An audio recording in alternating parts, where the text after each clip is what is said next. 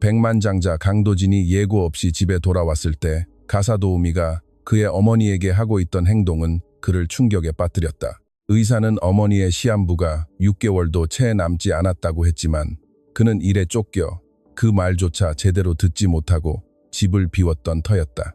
강도진은 42세로 4개국의 3개의 기업을 소유하고 있으며 1년에 기껏해야 3번 정도 방문하는 서울 평창동의 200평짜리 대저택을 가지고 있었다. 그는 돈으로 모든 것을 해결하고 효율적으로 업무를 위임하는 부류의 남자였다. 그에게 문제는 곧 방정식이었고 사람은 변수였으며 그의 삶은 어떤 상황에서도 예측 불가능한 틈을 허용하지 않는 빽빽한 일정표 그 자체였다. 그래서 화요일 오후 개인 전용기가 예정보다 4시간 일찍 인천국제공항에 착륙했을 때도 도진은 아무에게도 연락하기 않았다. 알릴 필요가 없었다. 그의 집이었다. 원할 때 오고 필요할 때 떠났다. 그것이 전부였다. 공항에서 저택까지는 40분이 걸렸다. 도진은 이동하는 내내 스마트폰으로 이메일을 확인하고 강남 사무실의 비서에게 지시를 내리며 1시간도 미룰 수 없는 전자문서들에 서명했다. 운전기사는 주인의 침묵을 잘 알고 있었다. 가는 내내 단 한마디도 하지 않고 운전만 했다. 높은 돌담 뒤로 저택이 늘 그렇듯 위풍당당하고 대칭적이며 완벽한 모습으로 나타났다. 정원은 1mm의 오차도 없이 깔끔하게 다듬어져 있었다. 연보랏빛 등나무꽃이 누군가 붓으로 그려놓은 것처럼 외벽을 타고 흐드러지게 피어 있었다. 차가 묵직한 철제 대문을 통과하자 입구의 조명이 자동으로 켜졌다. 모든 것이 완벽하게 작동했다. 모든 것이 여느 때처럼 질서정연했다. 도진은 기사가 문을 열어주기를 기다리지 않고 차에서 내려 최고급 가죽 서류 가방을 들고 현관으로 곧장 걸어갔다. 공기 중에 즉각적으로 알아차릴 수 없는 무언가가 있었다. 불쾌한 냄새가 아니라 그가 들어설 때마다 마주하던 차가운 침묵과는 결이 다른 낯선 향기였다. 따뜻하고 은은한 대추차와 신선한 꽃향기가 섞인 내음. 그는 가볍게 미간을 찌푸렸지만 걸음을 멈추지는 않았다. 하얀 대리석 현관에 서류 가방을 내려놓고 셔츠의 첫 번째 단추를 푼 뒤 주방이 있는 저택의 우측 복도로 향했다. 김 집사에게 저녁 식사를 준비해달라고 할 참이었다. 저녁 7시가 다 되어갔고 14시간 전 뉴욕에서 먹은 조식 이후로 제대로 된 식사를 하지 못한 상태였다. 하지만 주방에는 김 집사가 없었다. 주방은 티끌 하나 없이 정돈되어 있었고 가스레인지 위에는 작은 냄비가 아주 약한 불에 올려져 있었다. 도진이 뚜껑을 열자 생강을 썰어 넣은 따뜻한 전복죽이 있었다. 누군가 방금 전에 끓인 것이 분명했다. 김이 부드럽게 피어오르고 있었다. 그는 필요 이상으로 세게 뚜껑을 닫았다. 중앙 복도를 지나 안방들이 있는 북쪽 윙으로 걸어갔다. 그의 방은 오른쪽 첫 번째로 검은 대리석으로 마감된 개인 욕실과 뒷정원으로 향하는 창문이 있었다. 어머니의 방은 복도 끝. 어머니가 처음 이 집에 오셨을 때 그가 직접 지시하여 설치한 짙은 목재의 이중문 뒤에 있었다. 3년 전 주치의가 어머니 혼자 사는 것을 권장하지 않은 이후로 도진은 긴 출장 기간 동안 어머니에 대해 거의 생각하지 않았다. 그 스스로도 알고 있었다. 어머니에 대한 생각은 끝없이 이어지는 회의와 계약, 미룰 수 없는 결정들의 층위 아래 파묻혀 다른 상념들처럼 나타났다. 사라지곤 했다. 이진숙 여사는 78세였고 4개월 전 폐암 3기 진단을 받았다.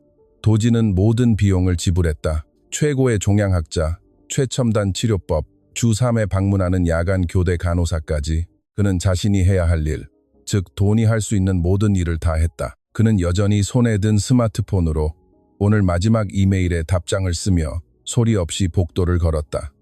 복도 끝에 다다랐을 때 그는 고개를 들었다. 어머니 방의 문이 아주 조금 열려 있었다. 단 몇 센티미터였지만 그 좁은 틈을 통해 플로어 램프의 황금빛 불빛이 마치 다른 세계의 틈새처럼 어두운 복도로 새어나오고 있었다.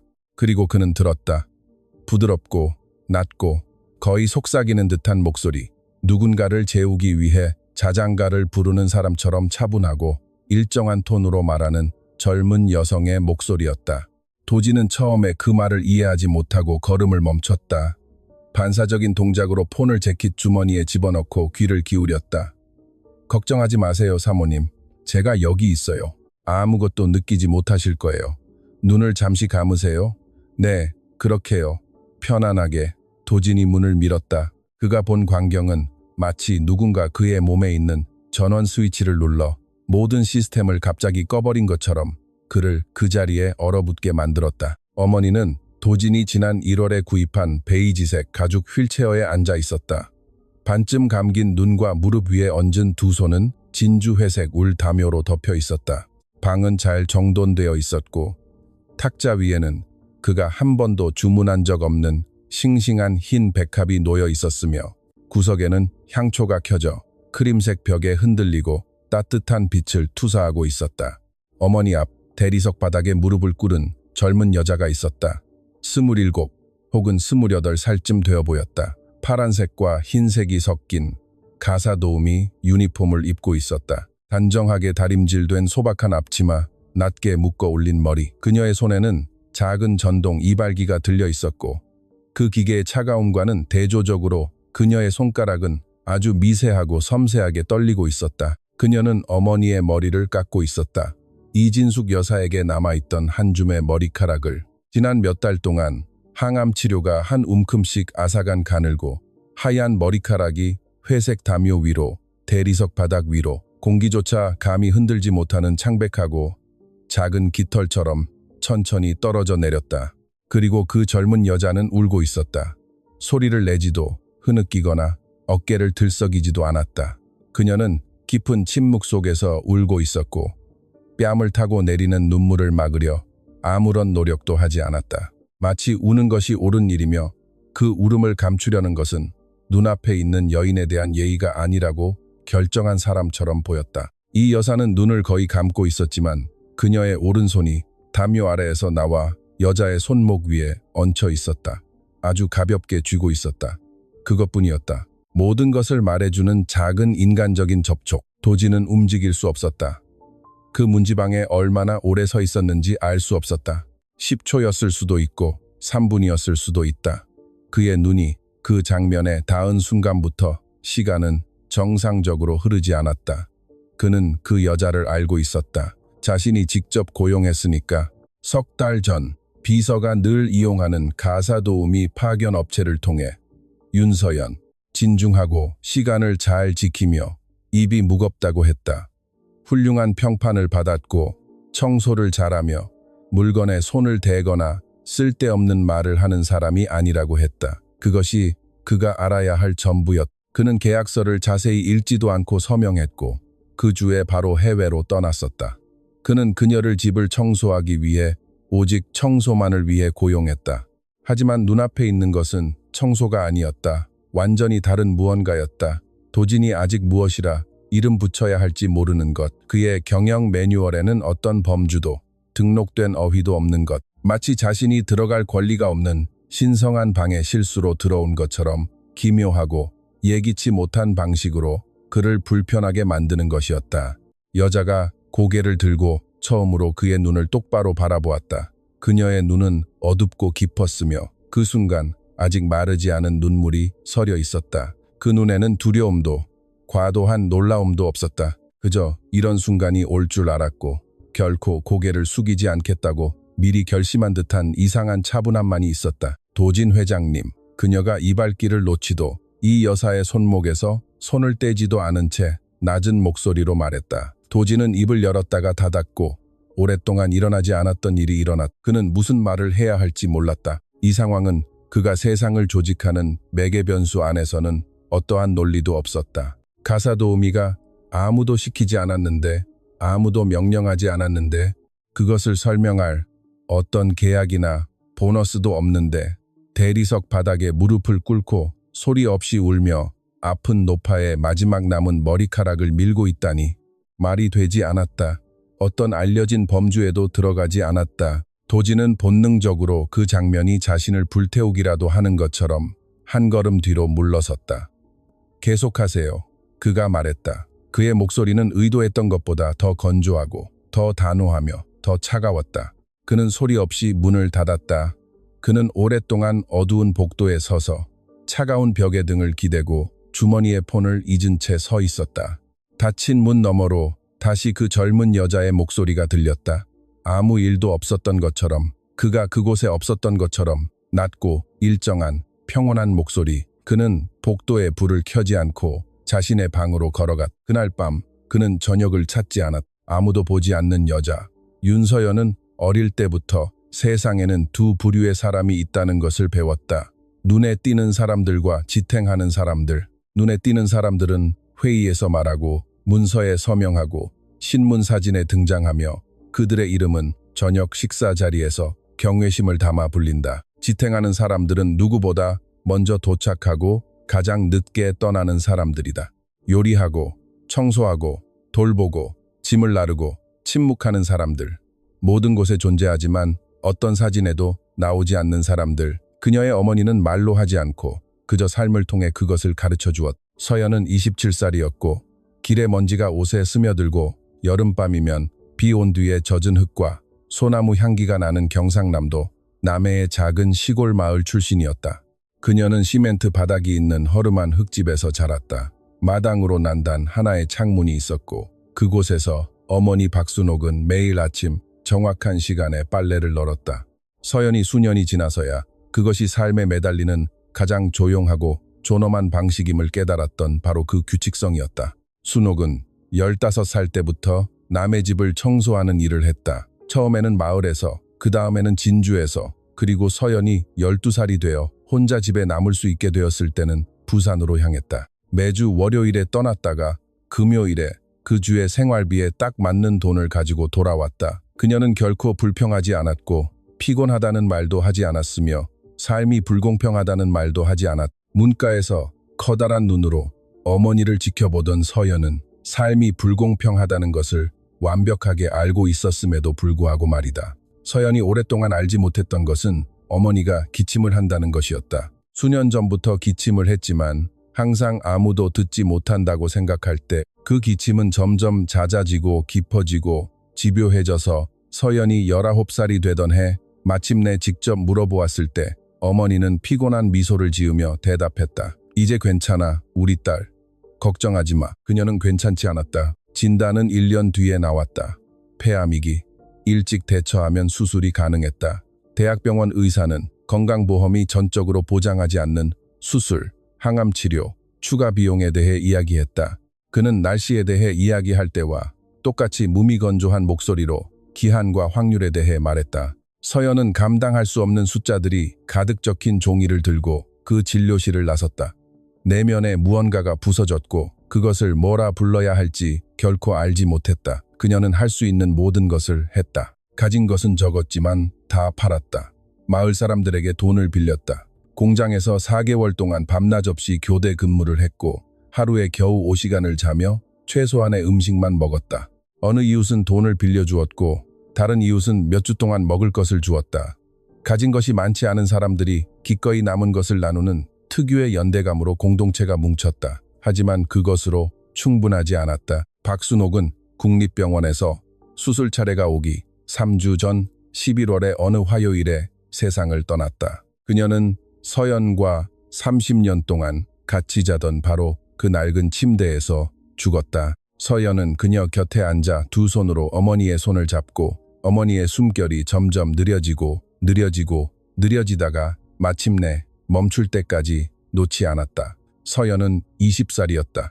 그녀는 다음 7년 동안 생명의 필수적인 장기 없이 사는 법을 배우는 사람처럼 전국을 떠돌며 보냈다. 처음에는 부산, 그 다음에는 서울, 식당 서빙, 마트 계산대, 허름한 모텔 청소, 강남의 고급 요양원에서 노인 돌보기 등 닥치는 대로 일했다. 그 요양원에서 그녀는 자신도 모르는 사이에 고통과 존엄성, 그리고 사람들이 삶의 끝을 마주하는 방식에 대해 알아야 할 모든 것을 배웠다. 그 요양원의 한 사회복지사가 가사도우미 파견 회사에 대해 이야기해 주었다. 좋은 가정, 훌륭한 급여, 입이 무겁고 시간을 잘 지키는 사람을 원해요. 서연은 7년 동안 비밀을 지키고 시간을 잘 지켜왔다. 그녀는 망설임 없이 이력서를 보냈다. 도진 회장의 전화는 목요일에 왔다. 아니, 정확히는 도진 회장의 비서에게서 목요일에 전화가 왔다. 강도진 회장은 직접 전화하는 법이 없었다. 비서는 간결하고 효율적이었다. 평창동에 있는 4층 저택, 기존 고용인 있음, 월급제, 월요일부터 토요일까지 근무, 추천서가 있는지, 경험이 있는지, 입은 무거운지, 서연은 모두 그렇다고 대답했다. 비서는 월요일부터 출근하라고 했다. 월요일에 저택에 도착하자 김 집사는 정확히 20분 동안 그녀에게 시설을 보여주었다. 방, 주방, 청소, 도구실, 사용할 제품, 지켜야 할 시간표, 허가 없이 건드려서는 안 될 구역들. 그는 그녀에게 방 3개, 욕실 2개, 복도, 서비스용 계단이 있는 북쪽 윙을 배정했다. 그 방들 중 하나에 이진숙 여사가 있었다. 김 집사는 가구를 묘사하는 사람처럼 냉정한 효율성으로 상황을 설명했다. 사모님이 암에 걸렸고 정해진 시간에 약을 드시며 월요일, 수요일, 금요일에는 간호사가 오니 서연은 그녀를 방해해서는 안 되며 사모님이 방해 없거나 간호사가 적절한 시간이라고 할 때만 청소해야 한다고 했다. 서연은 고개를 끄덕이고 지시사항을 이해한 뒤 청소를 시작했다. 그러나 이틀째 되던 날 시트를 갈러 이 여사의 방에 들어갔을 때 그녀가 창가에 홀로 앉아 정원을 내다보고 있는 것을 발견했다. 서연이 즉각 알아본 그 표정. 누군가 오기를 너무 오래 기다리다 지쳐버린 사람들이 짓는 슬픔과 차분한 체념이 섞인 표정. 그녀 안에 무언가가 그저 청소만 하는 것을 허락하지 않았다. 대추차 한 잔 드릴까요, 사모님? 그녀는 자신이 왜 그렇게 말했는지도 모른 채 불쑥 말했다. 이 여사는 마치 오랫동안 아무도 그녀에게 그런 질문을 한 적이 없다는 듯 놀란 눈으로 그녀를 바라보았다. 그러지 잠시 후 이 여사가 대답했다. 네가 주고 싶은 걸로. 그것이 전부였다. 찻잔 하나, 특별한 결과를 기대하지 않은 작은 호의. 하지만 한 잔의 차는 두 잔이 되었고 짧은 대화는 정원과 날씨에 관한 이야기로 이어졌다. 그리고 짧은 대화는 서연이 청소를 마치고 사모님 곁에 앉아 이야기를 듣는 오후 전체로 변했다. 이 여사가 태어난 옛 시절의 이야기, 죽은 강 회장이 일요일마다 집안을 음악으로 채웠던 이야기, 부부가 신혼 초에 함께 다녔던 여행 이야기, 지금은 차갑고 정돈되어 보이는 저 정원을 맨발로 뛰어다니던 어린 도진의 이야기. 서연은 아직 자신의 어머니에 대한 이야기는 하지 않았다. 그것은 노인들이 정말로 알고 싶어 할 때만 발휘하는 부드러운 직관으로 이 여사가 묻는 순간들을 통해 조금씩 나중에 나왔다. 그리고 금요일 저녁, 간호사가 막판에 취소하여 아무도 오지 않았을 때 아무도 요구하지 않았고 추가 수당도 청구하지 않고 그 밤을 함께 보낸 사람은 바로 서연이었다. 단지 곁을 떠날 수 없었기 때문이었다. 이것은 도진이 예고 없이 도착해 어머니의 머리를 깎으며 떨리는 손과 허락 없이 흐르는 눈물로 대리석 바닥에 무릎을 꿇고 있는 그녀를 발견하기 3주 전의 일이었다. 아무도 그녀에게 시키지 않았다. 이 여사 본인이었다. 어느 날 오후 욕실 거울을 보며 그녀 특유의 슬픔과 가벼운 유머가 섞인 표정으로 한숨을 쉬며 말했다. 머리카락이 다 빠지고 있구나, 서연아. 남은 것도 밀어버리는 게 낫겠지? 매일 아침 베개에서 보는 것도 지겨우니까. 그리고 서연은 주저없이 대답했다. 원하실 때 말씀하세요, 사모님. 그 오후가 바로 그 오후였다. 이 여사의 아들이 예상보다 4시간 일찍 도착하여 어떤 계약서에도 쓰여 있지 않고 어떤 돈으로도 살 수 없는 광경을 목격한 날. 누군가 자신의 어머니를 친어머니처럼 돌보고 있는 것을. 도진이 문을 닫고 나간 후 서연은 이발기를 방금 밀어낸 이 여사의 둥글고 부드럽고 램프 불빛 아래 묘하게 아름다운 맨머리 위로 손을 부드럽게 쓸어내렸다. 사모님은 눈을 감고 있었다. 아주 작고 거의 눈에 띄지 않는 미소가 입가에 머물러 있었다. 아픈 데는 없으세요, 사모님? 아니, 서연아. 잠시 침묵. 고맙다. 서연은 고개를 끄덕이고 손등으로 눈물을 닦은 뒤 담요를 사모님의 무릎 위로 조심스럽게 덮었다. 밖에서 어두운 복도 끝으로 멀어지는 발소리가 들렸다. 서연은 고개를 들지 않고 탁자에서 보습 크림을 집어들고는 천천히 조심스럽게 이 여사의 맨머리에 바르기 시작했다. 마치 영원히 지속되지는 않겠지만 지속되는 동안에는 세상 모든 보살핌을 받을 자격이 있는 소중한 것을 대하듯. 얼음 같은 남자 강도진은 그날 밤 잠을 이루지 못했다. 그에게는 드문 일이 아니었다. 일이 그를 놓아주지 않는 밤이 있었고 감은 눈꺼풀 뒤로 숫자들이 계속 움직이고 답장하지 않은 이메일들이 결코 완전히 꺼지지 않는 머릿속 어딘가에 끝없는 줄을 서 있는 밤들이었다. 그는 그것을 알고 있었다. 그는 그것을 통제할 수 있었다. 하지만 오늘 밤 그의 잠을 빼앗은 것은 일이 아니었다. 그가 눈을 감을 때마다 심기를 몹시 불편하게 만들 만큼 집요하게 반복되는 단 하나의 이미지였다. 무릎을 꿇고 대리석 바닥에 앉아 떨리는 손으로 소리 없이 눈물을 흘리던 젊은 여자, 그리고 78년의 세월에 닳고 다른 가느다란 손가락으로 그녀의 손목을 움켜쥐고 있던 그의 어머니. 그는 새벽 5시에 일어나 머리를 맑게 해야 할 때 항상 그렇듯 거의 차가운 물로 샤워를 했다. 비서가 중요한 회의 날을 위해 항상 준비해두는 짙은 회색 정장을 입고 늘 그렇듯 기계적인 정확성으로 검은색 구두끈을 묶은 뒤 주방으로 내려갔다.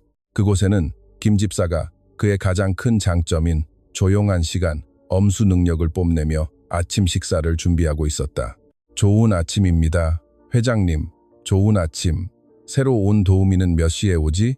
윤서연 씨는 7시에 옵니다. 김 집사, 그녀가 일을 시작하기 전에 나와 이야기 좀 하자고 전해. 알겠습니다. 회장님. 도지는 여전히 어두운 정원을 향한 주방 창문을 바라보며 서서 커피를 마셨다. 새벽은 안쪽 돌담 위에 옅은 주황색 선을 겨우 암시하고 있었다. 새들은 아직 우는 것을 시작하지 않았다. 7시 4분, 김 집사가 서재 문틈으로 고개를 내밀었다. 윤서연 씨가 왔습니다. 회장님, 들어오라 해. 그녀가 들어왔을 때 도지는 책상 뒤에 있었다. 그는 일부러 그 책상을 선택했다. 너비 180cm의 짙은 마호가니 책상으로 서류들과 켜진 노트북, 진지하고 직선적인 빛을 비추는 램프로 덮여 있었다. 그것은 결정을 내리는 남자의 책상이었다.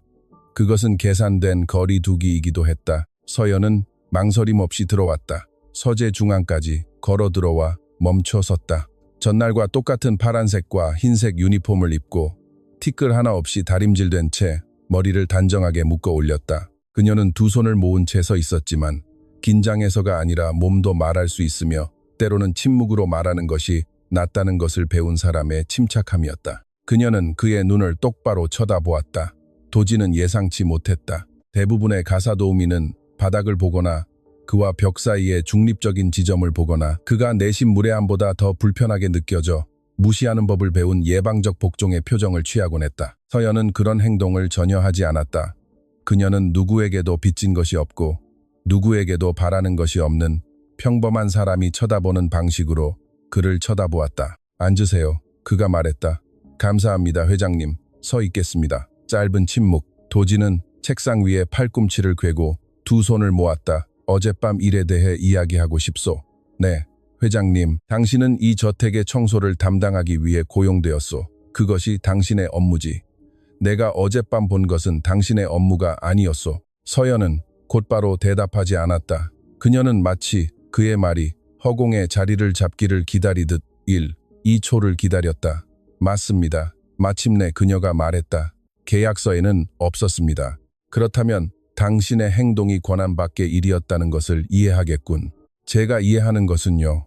서연은 여느 때처럼 낮고 차분한 목소리로 말했지만 도진이 즉시 이름 붙일 수 없는 무언가가 깔려 있었다. 공격성도 아니었지만 복종도 아니었다. 이 사모님께서 3일 동안 아무도 침구류를 갈아주지 않은 채 지내셨고 화요일 밤에는 토하셨지만 수요일까지 간호사가 오지 않아 제가 치웠고 목요일에는 아무도 식사를 가져다 주지 않아 하루 종일 아무것도 드시지 못하셨는데 폐를 끼치기 싫어 먼저 말씀하지 않으셨다는 겁니다. 그리고 어제는 사모님께서 매일 아침 베개에서 빠진 머리카락을 보는 게 싫다며 차라리 남은 것을 한 번에 밀어버리고 싶다고 하셨습니다.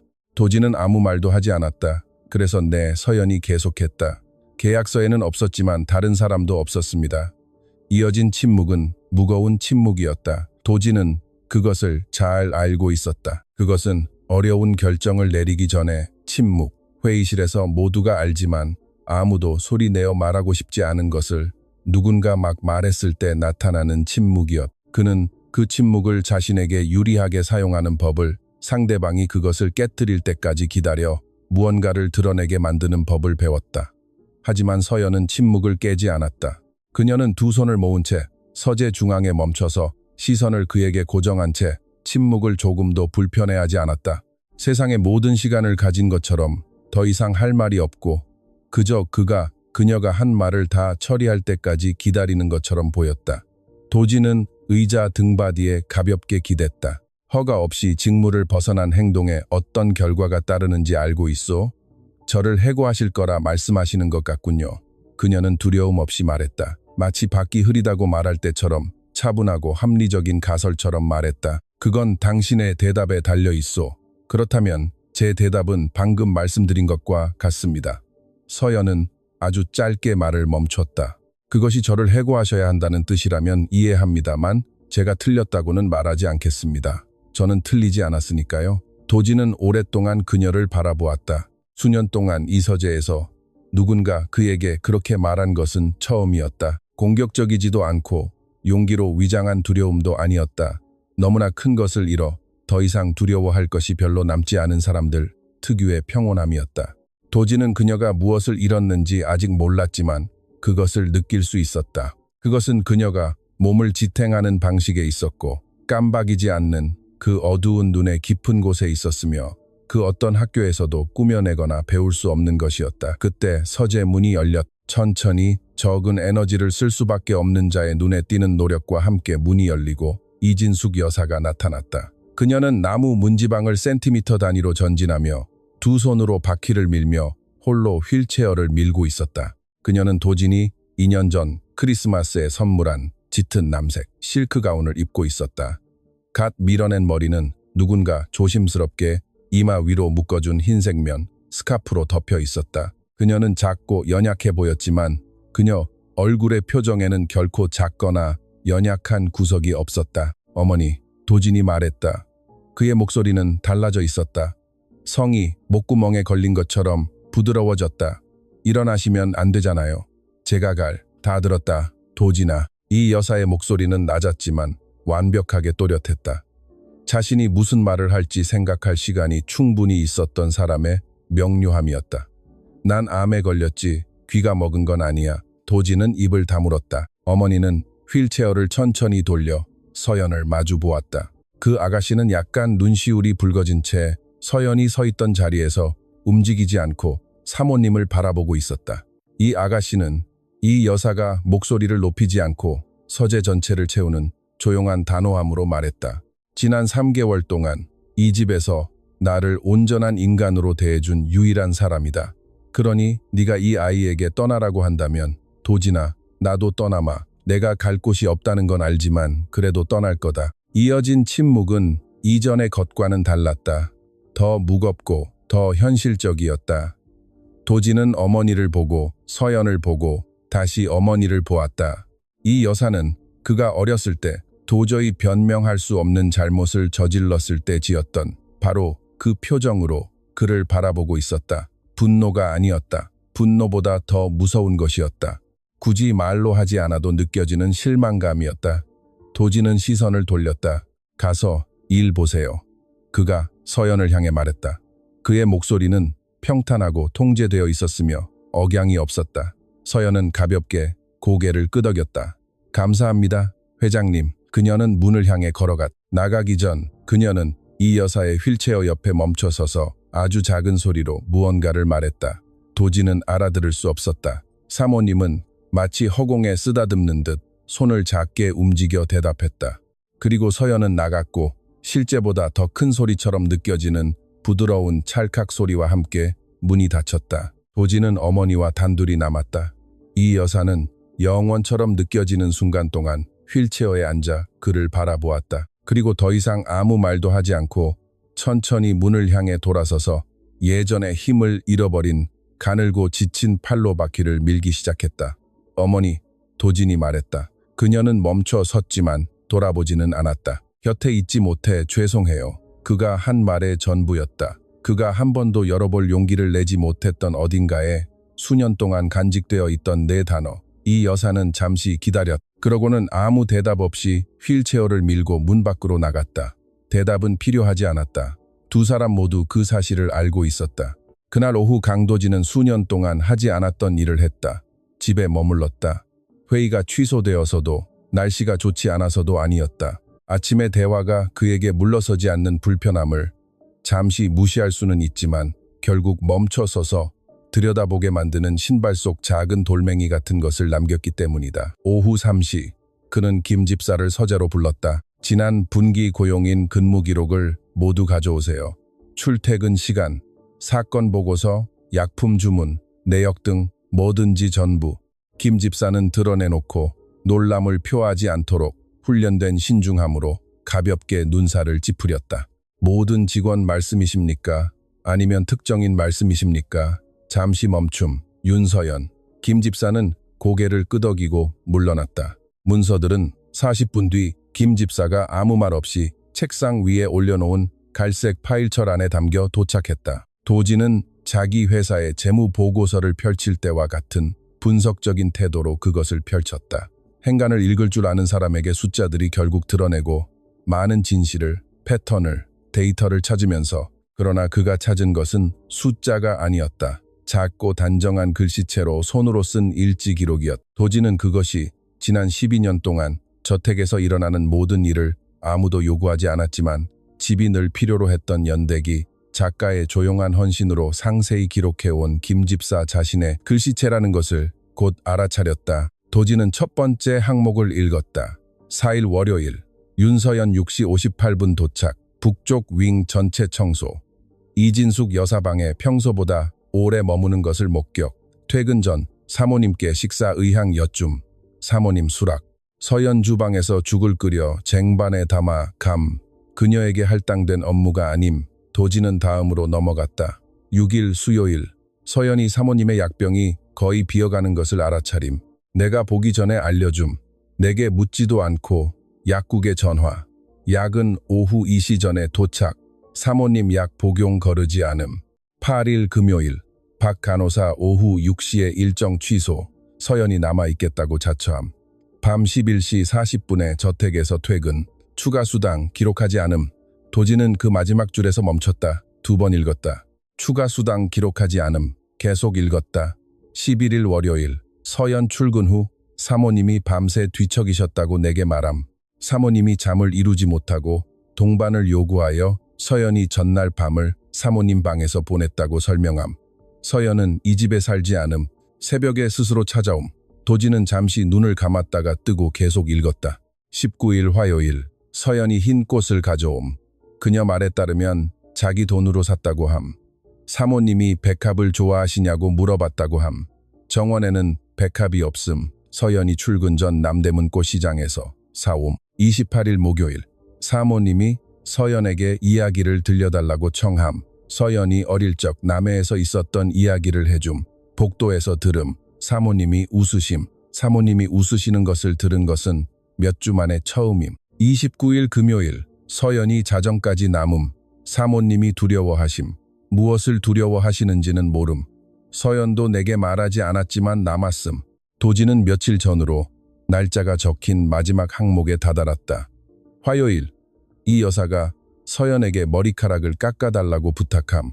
남은 것들을 더 이상 베개에서 그것을 보고 싶지 않다고 하심. 서연 고개 끄덕임. 시작하기 전 서연이 사모님 곁에 앉아 아무 말 없이 손만 잡고 몇 분 동안 있는 것을 봄. 이후 이발기를 사용. 30분 넘게 걸림. 끝난 후 사모님이 서연의 귓가에 무언가 말함. 무슨 말인지 듣지 못함. 서연은 하던 일을 계속하기 전 욕실에서 10분 동안 울었음. 내가 듣고 있다는 걸 모르는 것 같음. 도지는 서류철을 덮고 책상 위에 놓은 채 오랫동안 가죽 표면 위에 손을 얹고 가만히 응시했다. 그의 내면에서 무언가가 움직이고 있었다. 아직 이름은 없지만 일과 거리두기, 돈을 잘 관리하면 중요한 문제는 다 해결된다는 아주 편리한 확신으로 수년 동안 차단되어 있던 곳에서 무언가가 밀고 올라오고 있었다. 돈은 일정을 취소한 간호사에게 비용을 지불했고 누군가 가져올 약값을 지불했다. 돈은 자기 월급으로 꽃을 사고 자정까지 남고도 야근 수당을 받지 않으며 다시 일을 시작하기 전 화장실에서 10분 동안 우는 파란색과 흰색 유니폼을 입은 아가씨에게 월급을 주었다. 하지만 돈은 정말로 중요한 일은 아무것도 하지 않았다. 그는 자리에서 일어나 서재를 가로질러 복도로 나가 서두르지는 않지만 망설임도 없는 걸음걸이로 북쪽 윙을 향해 걸어갔다. 어머니 방문 앞에 이르렀을 때 안에서 누군가 소리내어 책을 읽는 목소리가 들렸다. 그것은 서연의 목소리였다. 부드럽고 열린 모음에서 묻어나는 남쪽 지방 특유의 사투리가 살짝 섞인 낮고 리드미컬한 목소리. 그녀는 도진이 바로 알아듣지 못하는 무언가를 읽고 있었다. 긴 호흡과 음악적인 문장들이 오르내리는 한편의 시 같은 글이었다. 문을 두드리지 않았다. 그는 노크를 하려다 손을 든 채 복도에 멈춰서서 노크하지 않고 그저 들었다. 적막한 오후, 어머니에게 무언가를 읽어주는 그 젊은 여자의 목소리를 들었다. 가끔씩 이 여사의 고른 숨소리도 들렸고, 한 번은 어머니의 중얼거림이 책 읽는 소리를 멈추게 한 뒤 서연의 짧고 부드러운 웃음소리가 뒤따라 아주 짧은 순간이었지만 이 집에서 오랫동안 들리지 않았던 소리가 복도에 울려 퍼졌. 도진은 손을 내리고 서재로 돌아가 책상에 앉아 전화기를 집어들고 비서에게 전화를 걸었다. 다음 주 일정 다 취소해. 비서가 전화를 받자마자 그가 말했다. 반대편에서 침묵이 흘렀다. 모두 다요, 회장님. 전부요? 목요일에 있을 투자자 미팅도 취소해. 전부 2주 뒤로 다시 잡아. 또 한 번의 침묵. 알겠습니다, 회장님. 상대방에게 전할 이유가 있습니까? 도진은 책상 위에 갈색 서류철, 김 집사의 작고 단정한 글씨를 쳐다보았다. 사모님이 웃으시는 것을 들은 것은 몇 주 만에 처음임. 개인적인 사정이라고 해. 잠시 멈춤, 급한 일이라고 전하고. 그는 전화를 끊었다. 창밖으로 정원을 바라보며 한동안 가만히 있었다. 오후에 햇살이 푸른 잔디와 뒤쪽 담장, 등나무에서 다발로 매달려 있는 보랏빛 꽃 위로 비스듬히 떨어지고 있었다. 아름다운 정원이었다. 도진은 오랫동안 그것을 진심으로 바라본 적이 없었다. 그날 밤 9시, 도진은 한동안 하지 않았던 또 다른 일을 했다. 어머니의 방에 직접 갔다. 김 집사를 보내 안부를 묻지 않았고 당직 간호사에게 투약 확인을 위임하지도 않았다. 그가 직접 빈손으로 아직 정장을 입은 채 대리석 복도에 너무 크게 울리는 검은 가죽 구두를 신고 걸어가 문을 두드렸다. 들어오너라. 안에서 어머니의 목소리가 들렸다. 그가 들어갔다. 이 여사는 침대 헤드에 몸을 기대고 있었고 오후에 들었던 그 책이 무릎 위에 펼쳐져 있었다. 방에서는 은은한 라벤더 향과 누군가 틀림없이 서연이 퇴근하기 전 구석 탁자에 켜둔 향초 냄새가 났다. 탁자 위 꽃병에는 싱싱한 흰 백합이 꽂혀 있었다. 지난주에 있던 것과는 다른 새로운 꽃이었다. 이 여사는 그가 들어오는 것을 보고도 아무 말도 하지 않았다. 그녀는 기다렸다. 도진은 창가에 있던 의자를 침대 옆으로 끌어와 어설프게 앉았다. 한 번도 연습해 본 적 없는 상황에 어떻게 자리해야 할지 모르는 사람처럼 굼떴지만 적어도 이번에는 시도해보기로 결심한 사람의 움직임이었다. 몸은 좀 어떠세요? 이 여사는 아들과 똑같이 생겼고 결코 거짓말을 하지 않는 어두운 눈으로 오랫동안 그를 바라보았다. 오늘은 좀 낫구나. 마침내 그녀가 말했다. 서연이가 오후에 2시간이나 책을 읽어주었거든. 알고 있어요. 침묵. 알고 있다고? 복도에 있었거든요. 이 여사는 새로운 표정으로 그를 바라보았다. 놀라움이 아니라 완전히 밀봉되었다고 생각했던 것에서 틈새를 발견하고 그 틈새가 커질지 아니면 누군가 다시 닫아버릴지 아직 모르는 사람처럼 더 부드럽고 더 조심스러운 표정이었다. 복도에서 뭘 하고 있었니? 도진아? 도진은 바로 대답하지 않았다. 그는 자신의 허벅지 위에 쓸데없이 가만히 놓여있는 두 손을 내려다보았다. 배우려고요. 마침내 그가 말했다. 자신의 목소리지만 평소보다 작고 자신조차 예상치 못한 정직함이 담긴 낯설게 들리는 목소리로. 이 여사는 아무 말도 하지 않았지만 그녀의 손을 그의 손 위에 포겠다. 이틀 전 대리석 바닥에 마지막 머리카락이 소리 없이 떨어질 때 도진이 서연의 손목을 쥐는 것을 보았던 바로 그 부드러움으로 밖은 어두웠다. 안에는 아주 오랜만에 방이 어둡지 않았다. 성인이 된 강도진이 평생 한 번도 해본 적이 없는 일이 있었다. 관찰하는 것, 데이터, 추세, 시장의 흐름. 그가 보고 있지 않다고 생각할 때 파트너들의 움직임을 관찰하는 경영자로서의 완벽한 의미가 아니라 누군가가 어떻게 살아가는지 구석에 조용히 서서 지켜보는 것. 그것은 달랐다. 그것은 그가 한 번도 연습해 본 적 없거나 너무 오래전에 연습해서 어떻게 하는지 잊어버린 종류의 침묵을 요구했다. 그는 자신도 모르게 시작했다. 수요일 아침 그는 평소보다 늦게 주방으로 내려갔다. 8시 15분이 되어 문턱을 넘어섰을 때 서연은 그에게 등진 채 가스레인지 곁에 서서 이 여사를 위해 매일 아침 준비하는 죽을 데우고 있었다. 그녀는 주방의 작은 라디오를 아주 작게 켜놓았다. 죽이 데워지기를 기다리며 입을 거의 다문 채 명확한 멜로디 없이 노래라기보다는 흥얼거림에 가깝게 소리를 냈다. 라디오에서 나오는 노래에 맞춰 어깨를 살짝 움직였다. 그녀는 그가 거기에 있다는 것을 몰랐다. 도지는 문턱에서 멈춰 섰다. 들어가지도 기척을 내지도 않은 채 평소 자신의 삶에서 지나가는 시간과는 다르게 느껴지는 약 20초 동안 그저 지켜보았다. 그런 다음 뒤로 물러나 옆복도를 통해 식당으로 가서 평소처럼 창문 앞을 바라보며 혼자 아침 식사를 했다. 하지만 무언가 그의 뇌리에 밝혔다. 목요일, 그는 정원에서 그녀를 보았다.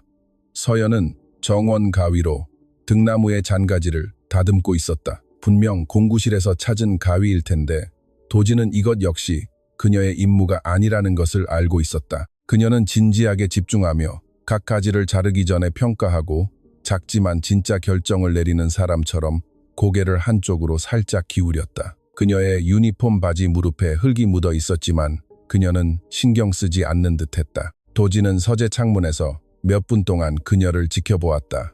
그리고는 억지로 이메일로 주의를 돌렸다. 금요일은 달랐다. 금요일은 그가 무엇을 하고 있는지 아직 말로 표현할 수 없을지언정 자신이 하는 일이 그저 관찰이 아니라는 것을 깨달은 날이었다.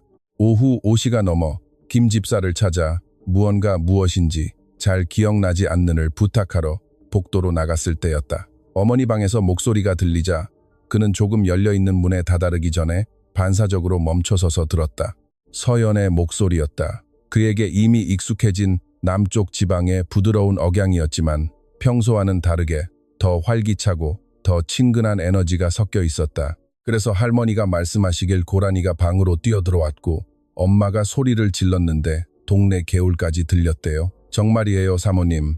이웃집 아줌마가 누가 죽은 줄 알고 뛰어왔다니까요.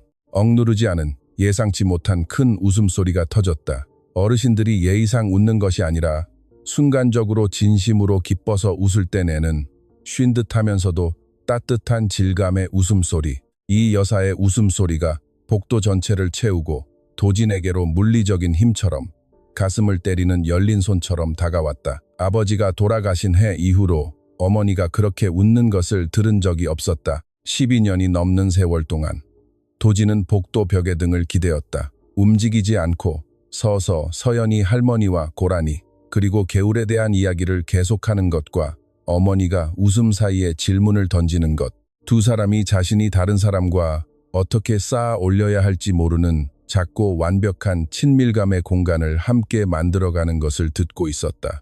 목소리가 조금 잦아들었을 때 그는 예상치 못한 것을 들었다. 서연아, 서울에 가족이 있니? 짧은 침묵. 아니요, 사모님. 고향은 남해예요. 여기엔 아무도 없어요. 부모님은? 더 긴 침묵. 어머니는 7년 전에 돌아가셨고 아버지는 누군지 몰라요. 그렇게 말할 때 서연의 목소리 톤은 변하지 않았다. 목소리가 떨리거나 높아지거나 낮아지지도 않았다. 그것은 단순한 사실에 대한 진술이었다. 삶을 살아오며 수없이 반복했을 이제 피를 흘리지 않고도 말하는 법을 배운 말이었다. 하지만 그 이면에는 훈련된 목소리로도 다 숨길 수 없는 무언가, 도진이 즉시 알아본 묵직한 무게감이 있었다. 이유가 다르더라도 그 역시 그것을 짊어지고 있었기 때문이다. 어머니는 왜 돌아가셨니? 아픈 질문이라는 것을 알면서도 침묵이 더 아프다는 것을 알기에 조심스럽게 묻는 노인들, 특유의 섬세함으로 이 여사가 물었다. 암이었어요, 서연이 말하고 이어 더 작게 말했다. 폐암이요. 복도는 완전히 고요해졌다. 도지는 몇 초 동안 숨을 쉬지 않았다. 아이고, 가여운 우리 아가. 이 여사의 목소리가 말했다. 그 두 단어에는 설명이 필요 없는 무언가. 비록 같은 이야기의 반대편에서 이야기하고 있을지라도 무엇을 이야기하고 있는지 정확히 아는 두 여자 사이에 조용한 인식이 담겨 있었다. 도지는 벽에서 몸을 뗐다. 김 집사를 찾지 않고 서재로 돌아왔다. 무엇을 부탁하러 갔는지도 잊어버린 채 평소 불필요한 사치라고 여겨 한 번도 불을 피우지 않았던 벽난로 앞 안락의자에 앉아 텅 빈 철창을 시간 가는 줄 모르고 멍하니 쳐다보았다. 서연은 그의 어머니를 자기 어머니처럼 돌보고 있었다. 수사적인 표현도 말하는 방식도 아니었다. 말 그대로 문자 그대로 일어나고 있는 일이었다. 자신의 어머니를 같은 병으로 잃은 어린 여자가 의학이 스스로 해결할 수 없는 것을 돈이 결정하는 동안 아무것도 할 수 없이 곁에서 지켜봐야 했던 여자가 버리기에는 너무 무겁지만 드러내기에도 너무 무거운 것들을 안고 살아가는 그 슬픔을 짊어진 여자가 이 저택에서 외롭고 병든 늙은 여인을 만나 아무도 시키지 않았는데 단 한 푼의 추가 수당도 받지 않고 결심한 것이다. 이번에는 다를 것이라고. 이번에는 자기가 할 수 있는 일이 있다면 하겠다고. 도지는 자신의 어머니를 생각했다. 그가 멀리 있는 동안 어머니가 북쪽 윙방에서 천천히 악화되어 갔던 수주위를 생각했다. 그가 도쿄와 뉴욕에서 부산에서 전화로 정확하고 효율적인 지시를 내리며 의사들에게 지불해야 할 돈을 지불하고 위임해야 할 일들을 위임했던 것을 생각했다. 그는 그 어떤 전화통화에서도 어머니에게 두려운지, 잠은 잘 자는지, 그립거나 외롭지 않은지 물어본 적이 없었다. 그는 단 한 번도 외롭냐고 물어본 적이 없었다. 다음 날인 토요일, 도지는 아침 7시에 주방으로 내려갔다. 서연은 이미 그가 알아볼 수 있는 그 조용한 효율성으로 이 여사의 아침 식사를 준비하고 있었다. 이번에는 문턱에 머물지 않고 들어가 커피를 따르고 컵을 든 채 주방 카운터에 기대었다. 서연은 늘 그렇듯 중립적인 표정으로 잠시 그를 바라보다 과일을 계속 썰었다. 우리 어머니가 도진이 자신의 커피를 바라보며 서두를 떼지 않고 말했다. 어제 당신이 고라니 이야기를 해주었다고 하더군. 서연은 도마에서 눈을 떼지 않았다. 네, 회장님, 저희 할머니 이야기요. 어머니가 웃으시더군. 네, 잠시 멈춤. 12년 동안 그렇게 웃으시는 걸 본 적이 없소. 도진이 말했다. 서연은 도마 위에 칼을 내려놓고 고개를 들어 그를 바라보았다. 그가 자연스러운 방식이라고 인정하게 된 적대감도 없지만 경외심도 없는 직설적이고 고요한 눈빛이었다. 다른 사람들이 편안함을 느끼도록 자신을 낮추지 않겠다고 삶의 아주 초반에 결정한 사람의 눈빛이었다. 그녀는 아무 말도 하지 않았다. 도진 역시 더 이상 아무 말도 하지 않았다. 커피를 마시고 빈잔을 싱크대에 놓고 주방을 나섰다. 하지만 복도로 꺾어지기 전 여전히 그녀에게 등을 돌린 채로 그는 1초 동안 멈춰섰다. 고맙소. 그가 말했다. 그게 다였다. 그리고 그는 북쪽 윙 어머니의 방을 향해 걸어갔다. 이틀 만에 두 번째로 문을 두드렸다. 일주일 전만 해도 상상조차 할 수 없었던 일. 스스로 정직하게 인정하자면 여전히 어려운 일이었지만 적어도 이번에는 진짜였다. 들어오너라. 이 여사의 목소리가 안에서 들렸다. 그리고 도지는 들어갔다. 서연의 유니폼 앞치마 주머니 안에는 아주 오랫동안 간직해 온 사람, 특유의 세심함으로 접어둔 낡고 가장자리가 약간 다른 사진 한 장이 있었. 단정하게 묶어 올린 머리와 꾸밈없이 완전히 진짜인 그녀 딸의 미소와 똑같은 미소를 지은 40대 여인의 모습, 암이 그녀를 데려가기 전에 박순옥이었다. 서연은 매일 모든 집에, 모든 직장에 그 사진을 부적처럼 지니고 다녔다. 나침반이자 약속이자 아무도 요구하지 않아도, 아무도 보지 않아도, 세상 어떤 계약서에도 적혀 있지 않아도 그녀가 왜 이 일을 하는지 알려주는 침묵의 알림이었다. 가장 긴 밤, 최악의 밤은 예고 없이 찾아온다. 전조 증상도 없고 몸이 더 이상 괜찮은 척할 수 없다고 결정하는 정확한 시점을 알려주는 의학적 경고도 없. 그냥 일어난다. 그리고 그런 일이 일어날 때 중요한 것은 은행에 있는 돈이나 집의 크기나 전화기에 저장된 전문의의 수가 아니다. 중요한 것은 거기에 누가 있느냐다. 목요일 밤 11시 20분이었다. 도지는 방에서 침대 머리맡 램프를 켜둔 채 노트북으로 그날의 마지막 이메일을 확인하고 있었다. 그때 그 소리를 들었다. 비명이 아니었다. 비명보다 더 작고 불안한 소리. 바닥에 둔탁하게 부딪히는 소리. 약간 높은 곳에서 무언가 떨어지는 소리. 이어지는 침묵. 도진이 그 소리를 듣고 무슨 일인지 상황을 파악하여 자리에서 일어나기까지 정확히 3초가 걸렸다. 그는 맨발로 복도로 나갔다. 어머니 방에 불이 켜져 있었다.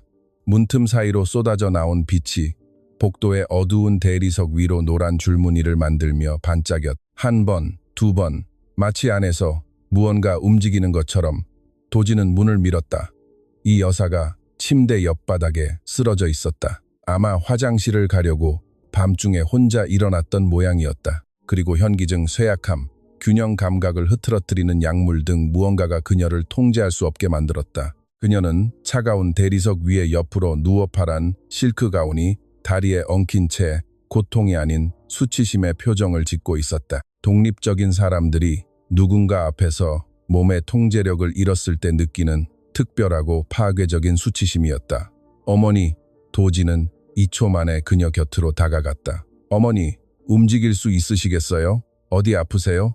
난 괜찮다. 이 여사는 전혀 괜찮지 않은 목소리로 말했다. 그냥 미끄러진 거야. 움직이지 마세요. 아직 움직이지 마세요. 도지는 한 손은 어머니의 머리 밑에, 다른 한 손은 등에 대고 상태를 살폈다. 그는 의학적 훈련을 받지 않아 정확히 무엇을 찾아야 할지 몰랐다. 다만 어머니가 지금 원래보다 훨씬 가벼워졌고 얇은 가운 천을 통해 전해지는 대리석의 차가움이 뼛속까지 스며들고 있을 것이며 바닥에 있는 1초가 너무 긴 시간이라는 것만은 알 수 있었다. 제가 천천히 일으켜 드릴게요. 도지나, 나 혼자 할 수, 천천히요. 그는 누군가를 제대로 안아 올리는 법을 모르면서도 기꺼이 하려는 사람, 특유의 서툴지만 진심 어린 조심성으로 등과 무릎 아래를 받쳐들어 올렸다. 그렇게 연약한 사람에게 너무 춥고 딱딱하게 느껴지는 바닥에서 그는 느린 동작으로 어머니를 침대에 눕히고 담요를 끌어당긴 뒤 머리 밑에 베개를 잘 놓아주었다. 그런 후에야 방의 불을 완전히 켰다. 그가 본 것은 가슴을 조이게 만들었다. 이 여사는 이상하게 숨을 쉬고 있었다. 잠잘 때의 정상적인 호흡도 아니고 겁에 질린 사람의 가쁜 호흡도 아니었다. 공기가 어느 지점까지만 도달하다 저항을 만나는 것처럼 짧고 힘든 호흡이었다. 그녀의 입술 양끝은 도진이 예전에 알아차리지 못했거나 주시하지 않았던 약간 푸른빛을 띠고 있었다. 가슴에 통증이 있으세요? 조금. 절대 인정하지 않던 이 여사가 인정했다. 하지만 이제 괜찮아졌다. 최 원장님께 전화할게요. 도진아, 밤 11시다. 상관없어요. 그의 손에는 이미 폰이 들려 있었다. 그때 방문이 열리고 서연이 들어왔다. 그녀는 노크하지 않았다. 마치 문 반대편에서 기다리고 있었던 것처럼 혹은 누군가 자신을 필요로 할지도 모르는 사람의 방을 향해 몇 주 동안 귀를 기울이며 잠을 청해 온 사람들의 설명할 수 없는 직관으로 무언가 그녀를 깨운 것처럼 들어왔다. 그녀는 회색 티셔츠와 남색 면바지에 잠옷차림에 머리는 어깨로 풀어헤치고 있었고 눈에는 졸음 대신 방에 들어오자마자 분위기를 바꾸는 즉각적이고 정확한 집중력이 서려 있었다. 도지는 아무 말 없이 그녀를 바라보았다.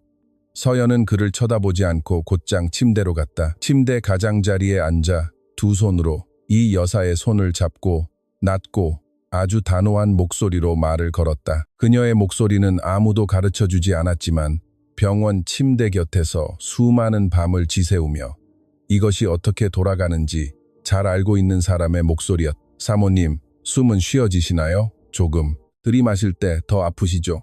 응. 입이 마르고 손이 차가우신가요? 둘 다 그렇단다. 서연은 차가움이 아니라 통제력을 담은 침착함으로 도진을 돌아보았다. 지금 의사 선생님께 전화하세요. 숨쉬기 힘들어 하시고 입술에 가벼운 청색증, 손발이 차갑다고 말씀하세요. 넘어지셨다고도 전하시고요. 어떻게 해야 할지 아실 겁니다. 도진은 이미 전화를 걸고 있었다. 전화를 기다리며 서연을 바라보았다. 그녀는 이미 무엇이 어디에 있는지 정확히 알고 있다는 효율성으로 서랍에서 약을 꺼낸 상태였다. 작은 탁자 위에 있던 서랍에서 손가락 산소포화도 측정기를 꺼냈다. 도진은 그 기계가 그곳에 있는지도 몰랐다. 서연은 조용하고 확실한 동작으로 기계를 이 여사의 손가락에 끼웠다. 90일. 그녀는 기계의 작은 화면 숫자를 보며 낮게 말하고 이 여사에게 말했다. 괜찮아지실 거예요. 저희가 여기 있잖아요. 최 원장은 3번 신호가 울린 후 전화를 받았다. 도진은 서연이 시킨 말을 거의 정확하게 반복했다. 의사는 지시를 내렸다. 도진은 듣고 전달했다. 서연은 도진이 말을 끝내기도 전에 그 절반을 이미 행하고 있었다.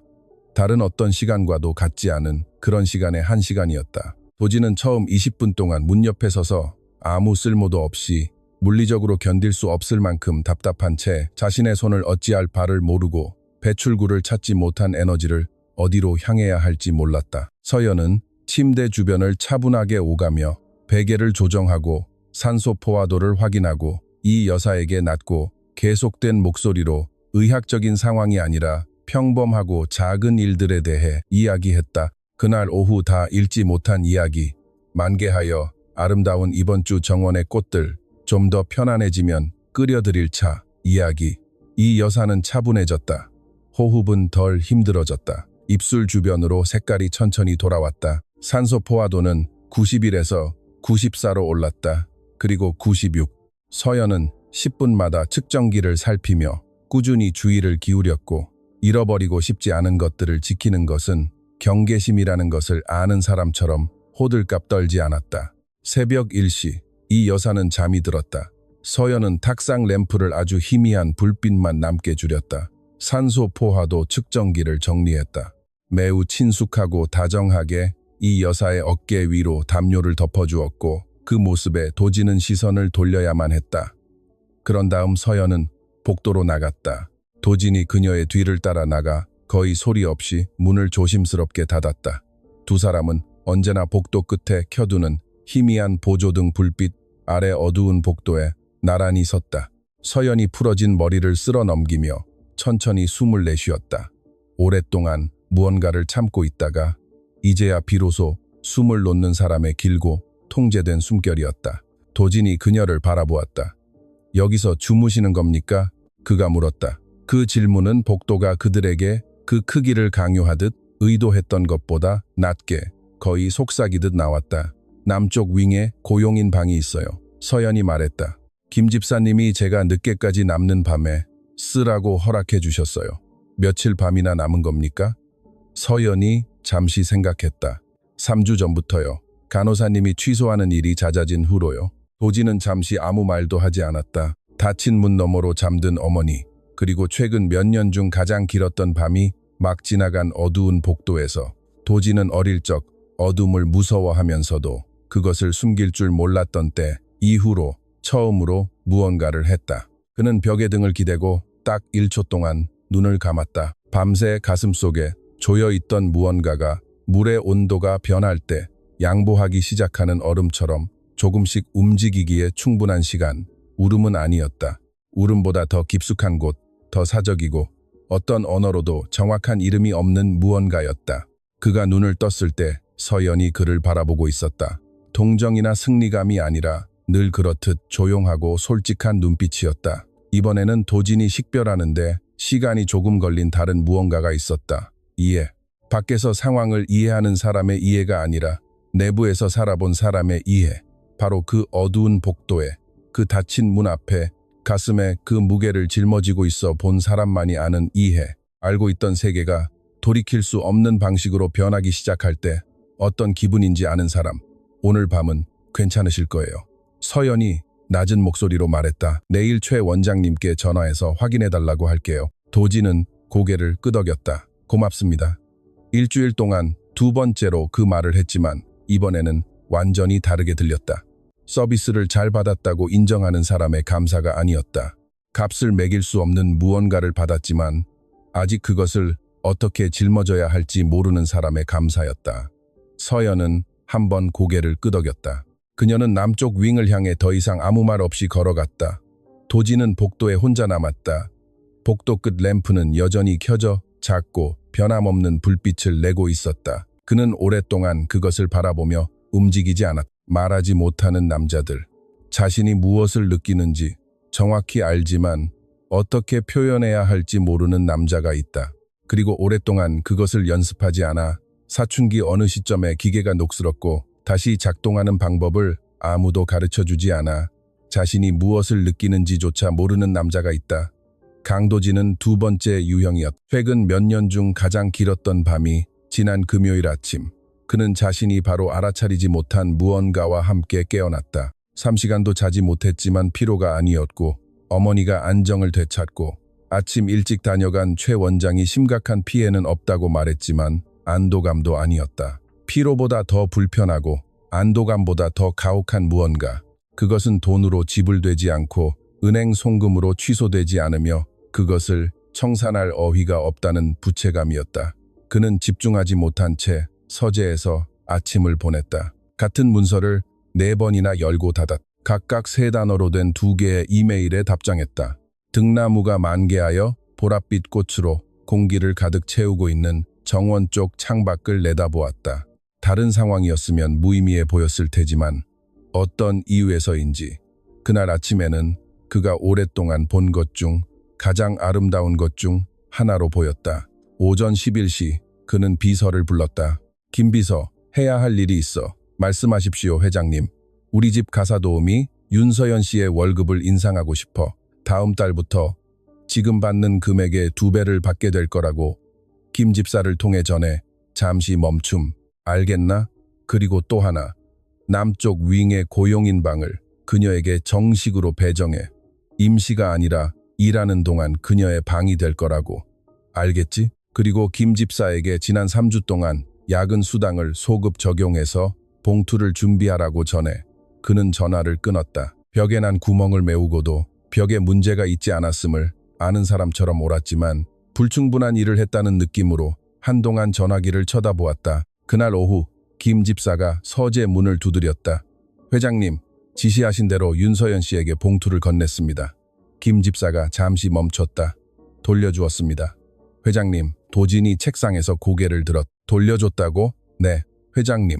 회장님께 돌려드리라고 하면서 이걸 남겼습니다. 김 집사는 책상 위에 자기가 준비한 것보다 작고 정성스럽게 4등분으로 접힌 흰 봉투 하나를 말없이 올려놓았다. 도진은 그것을 받아 열었다. 안에는 수첩에서 찢어낸 격자문의 종이에 그가 이미 알아보는 작고 단정한 글씨가 적혀 있었다. 도진 회장님, 호의는 감사합니다만 저는 돈을 바라고 이 일을 하는 것이 아닙니다. 돈 때문이었다면 다른 곳에서 더 많이 준이 벌써 떠났을 겁니다. 제가 사모님께 해드리는 일은 제가 원해서, 제가 할 수 있어서, 그리고 세상에 돈이 아무리 많아도 돈으로 살 수 없는 것들이 있기 때문에 하는 것입니다. 윤서연 올림. 도진은 그 메모를 3번 읽었다. 첫 번째는 다른 메모를 읽듯 빠르게 읽었다.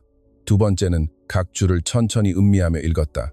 세 번째는 미동도 하지 않고 두 손에 종이를 쥐고 수치심은 아니지만 그와 매우 비슷한 무언가가 가슴에서 꿈틀거리는 채로 읽었다. 세상에 돈이 아무리 많아도 돈으로 살 수 없는 것들이 있다. 그는 메모를 접어 서랍 첫 번째 칸에 넣었다. 휴지통도 책상 위도 아닌 필요할 때 다시 읽을 물건을 보관하는 서랍 아니었다. 그는 자리에서 일어나 서재를 서성거렸다. 해결책이 보이지 않는 문제가 있을 때 뇌가 멈추지 않도록 몸을 움직여야 할 때 하던 대로 창문에서 책장으로, 책장에서 벽난로로 2바퀴를 돌았다. 문제는 이번에는 논리적인 해결책이 있는 문제가 아니라는 것이었다. 그는 협상에서 승리하는 법을 알았고 잃어버린 계약을 되찾는 법, 어긋난 팀을 재정비하는 법, 적절한 순간에 적절한 논리로 손실을 기회로 바꾸는 법을 알았다. 상황이 요구할 때 말하는 법을 알았다. 하지만 눈앞에 놓인 것은 협상이 아니었다. 완전히 다른 것, 그가 결코 발전시키지 못했던. 왜냐하면 그런 부류의 일은 다른 사람들이 처리한다고 굳게 믿어온 특권층의 조용한 편안함 때문이었다. 그는 정원으로 나갔다.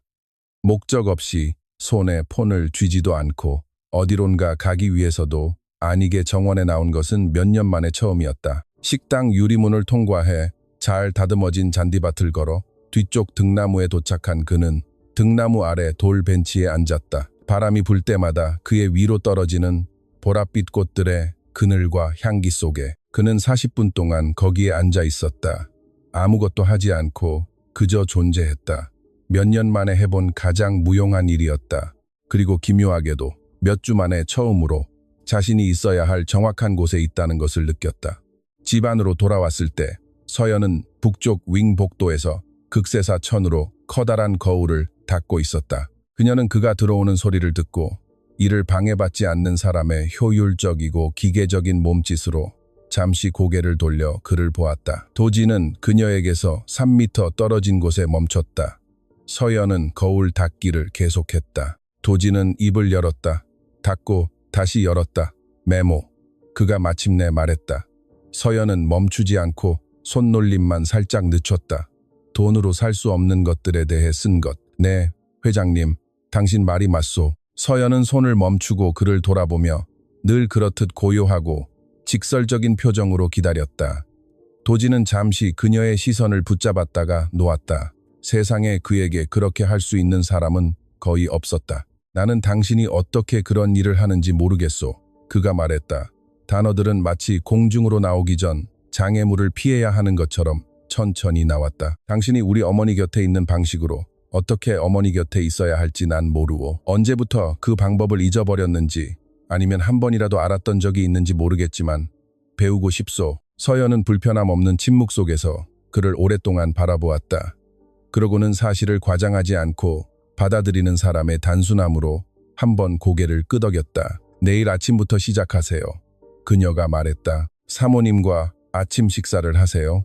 일 이야기는 하지 마시고 폰은 보지 마시고 그저 아침 식사만 하세요. 그리고 그녀는 아무 일도 없었다는 듯 다시 거울을 닫기 시작했다.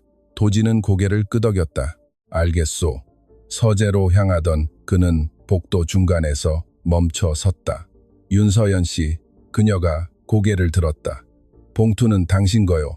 월급 인상도 마찬가지고 우리 어머니께 해드리는 일에 대한 대가가 아니라 아무도 부탁하지 않았는데 여기서 밤을 보낸 것에 대한 정당한 보상이고 당신이 받는 돈이 그 수고에 턱없이 부족했기 때문이요. 잠시 멈춤. 다른 것은 돈으로 살 수 없더라도 이건 정당한 거요. 서연은 그를 한참 바라보았다. 도진이 그녀를 안 이후 처음으로 그녀의 입가에 진짜 작은 미소가 번졌다. 순종적인 고용인의 안도하는 미소가 아니었다. 다른 사람이 어려운 결정을 내리는 것을 방금 목격한 사람의 미소였다. 알겠습니다. 도진 회장님, 감사합니다. 그녀는 말하고 거울 닫기를 계속했다. 도진은 서재에 도착해 문을 닫고 마호가니 책상 표면에 두 손을 교차한 채 앉았다. 서랍에 든 접힌 메모를 생각했다.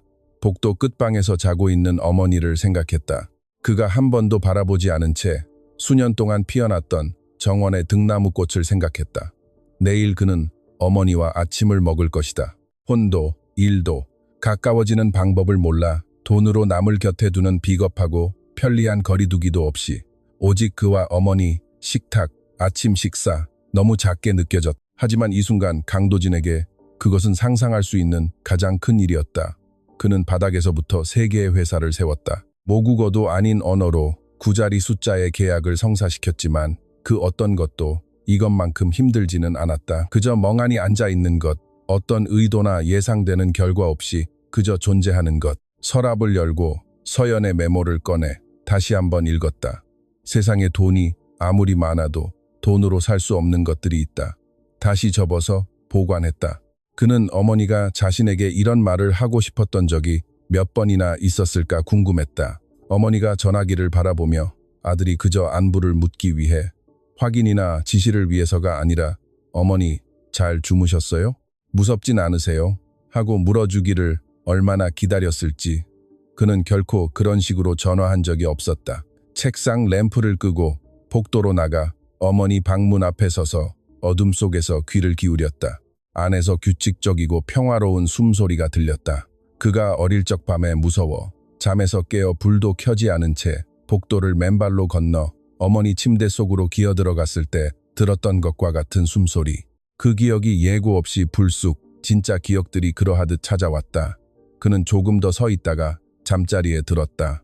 도진은 42년 동안 바로 이것을 미뤄왔고 내일은 이미 늦었지만 절대 안 하는 것보다는 무한히 낫다는 것을 밖으로 말할 수는 없어도 알고 있었다. 토요일 아침 도진은 어머니와 아침 식사를 했다. 폰도 노트북도 평소 김 집사가 커피를 타주는 동안 주방 창가에 서서 읽던 경제신문도 없이 작은 정원을 향한 식탁 앞에 서연이 눈에 띄지 않게 준비해두고 간 대추차 2잔과 함께 마주 앉았다. 휠체어에 앉은 이 여사는 하얀 두건을 쓰고 처음에는 놀라움이었다가 아주 천천히 다른 무언가로 변해가는 표정으로 아들을 마주 보았다. 쉽지 않았다. 처음 몇 분은 어색했고 두 사람 다 채울 줄 모르는 침묵으로 가득했다. 너무 오랫동안 연습하지 않아 리듬을 잊었기 때문이다. 도진은 안녕히 주무셨냐고 물었다. 이 여사는 그럭저럭 잤다고 했다. 도진은 등나무 꽃이 핀 정원이 참 예쁘다고 했다. 이 여사는 꽃은 항상 이맘때 핀다고 했다. 얕고 불편하고 불완전했지만 동시에 그들이 지난 5년 동안 나눴던 어떤 대화보다 진짜였다. 20분 뒤 무언가 변했다. 도진은 정확히 무엇이 그것을 유발했는지 몰랐다. 침묵이 편안해진 것인지, 두 번째 잔의 차 덕분인지, 아니면 그저 침묵 속에서 함께 보낸 시간이 두 사람을 갈라놓았던 무언가를 부지불식간에 녹여버린 것인지. 이 여사는 도진의 아버지에 대해 말하기 시작했다. 정원에 처음 심었던 아직 작았던 그 나무에 대해, 도진이 6살 되던 생일에 아버지가 어떻게 심었는지, 도진이 가장 높은 가지까지 기어 올라가 소리를 질러 동네 전체가 들렸던 날에 대해.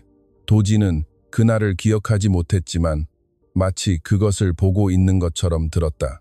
아침 식사는 1시간 20분 동안 이어졌다. 식사가 끝난 후 도진이 직접 찻잔을 주방으로 가져갔다. 예전에는 한 번도 해본 적 없는 일이었다.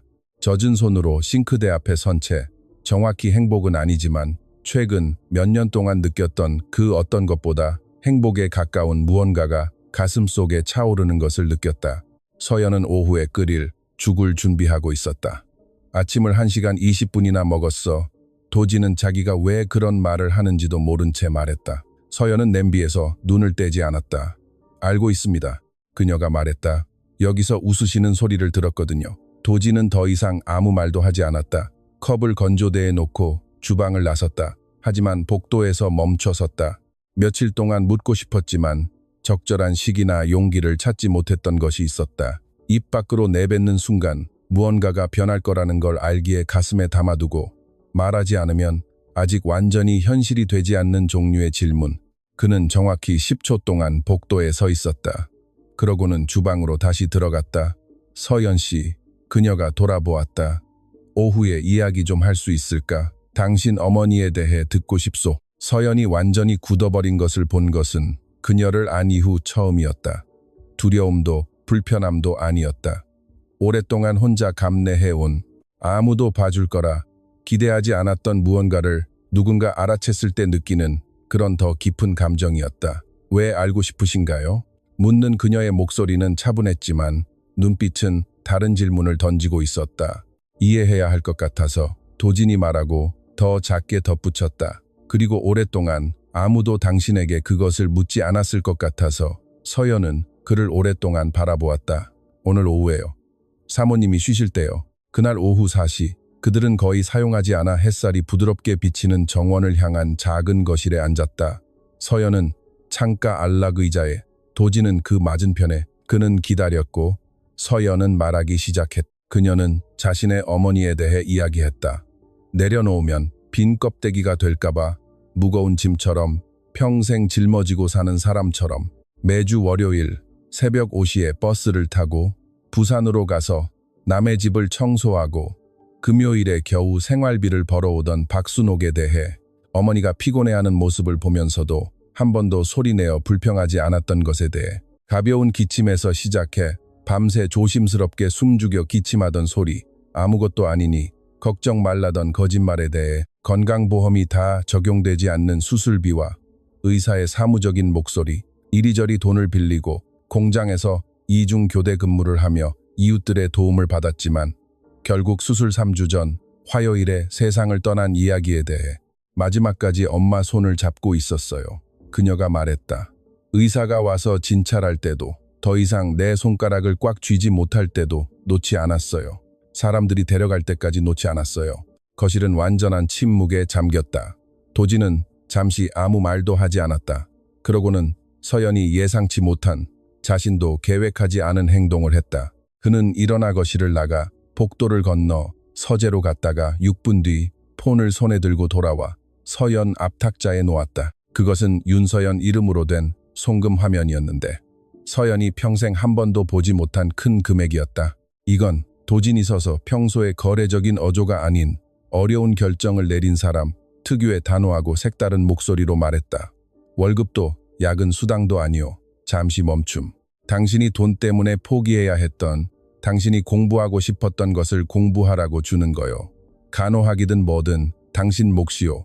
서연은 화면을 보고 도진을 보았다. 전 이런 걸 부탁한 적 없습니다. 그녀가 말했다. 알아요. 하지만 당신은 받을 자격이 있소. 전 보상받기 위해 이 일을 한 게 아닙니다. 알아요. 도진이 전보다 더 고요한 목소리로 말했다. 그래서 자격이 있는 거요. 서연은 다시 화면을 보았다. 그녀의 손은 무릎 위에서 가만히 있었다. 그녀는 울지 않았지만 울어야 할 모든 이유가 있으면서도 울지 않기로 결심한 눈 특유의 깊은 촉촉함이 있었다. 엄마는 제가 간호사가 되길 바라셨어요. 그녀가 아주 작은 목소리로 말했다.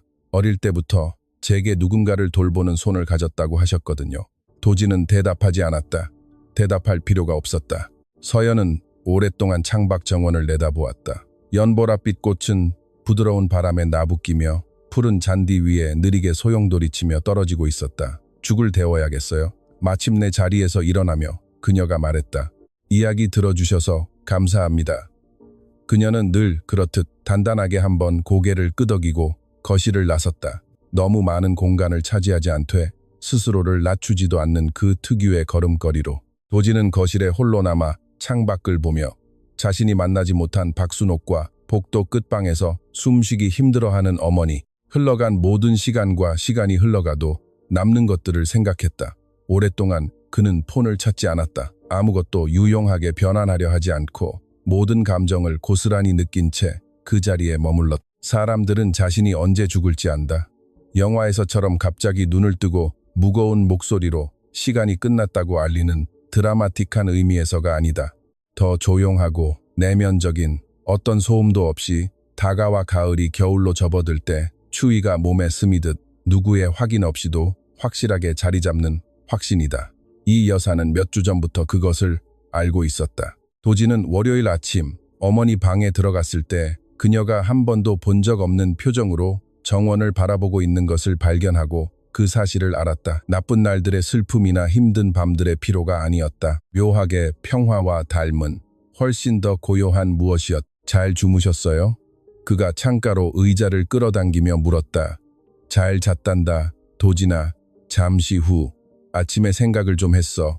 어떤 생각이요? 이 여사가 아들을 향해 가볍게 고개를 돌렸다. 아침 햇살이 흰 두건과 야윈 광대뼈, 그녀 아들과 똑같은 어두운 눈을 비추었고 그 순간 도진은 이름 붙일 수 없는 불편함을 느낄 정도로 투명한 눈빛을 보았다. 잊어버리거나 더 이상 말할 수 없게 되기 전에 몇 가지 말을 해야 할 때가 온 것 같아서 도진은 입을 열었다 닫았다. 어머니, 그런 말씀 마. 내 말 끊지 마라. 꾸지람이 아니었다. 할 중요한 말이 있고 시간이 제한되어 있다는 것을 아는 여인의 차분한 지시였다. 앉아서 들어라.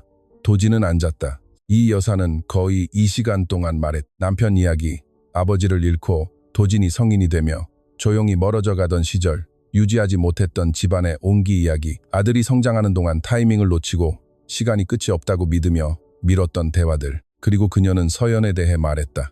그 아가씨는, 이 여사는 오랫동안 숙고한 평결을 내리듯 단호한 억양으로 말했다. 우연히 이 집에 온 게 아니야. 그런 사람은 절대 우연히 어딘가에 도착하지 않는단다. 어머니, 제 말 좀 들어. 또 한 번 차분한 지시. 네 아버지가 돌아가신 이후로 그 아이처럼 나를 돌봐준 사람은 없었어. 돈을 받아서도 누가 시켜서도 아니라 그냥 도움이 필요한 사람을 보면 모른 척 할 수 없는 성정을 가졌기 때문이지. 그건 아주 드문 일이야. 도진아, 네가 생각하는 것보다 훨씬 더. 도진은 끼어들지 않고 들었다. 나도 네가 그 애를 지켜보는 걸 안단다. 이 여사가 계속했다. 난 장님이 아니야. 네가 변하는 걸 봤고 정원에서, 그리고 어릴 때 숨어있던 것처럼 복도 문 밖에서 엿듣는 널 봤다. 그녀 입가에 진짜 작은 미소가 번졌다. 넌 옛날부터 숨바꼭질은 참 못했어. 도진이 눈을 내리깔았다. 제가 뭘 느끼고 있는지 모르겠어요. 도진은 말하기 힘들었지만 정직하게 내뱉었다. 알고 있다. 이 여사가 말했다. 모르는 편이 낫지. 중요한 건 이번엔 도망치지 않는다는 거야. 그 주 저택의 온도가 바뀌었다. 극적이진 않지만 진정한 변화 특유의 유기적인 느림으로 강제된 것이 아니라 조건이 충족되어 자연스럽게 일어난 일이었다.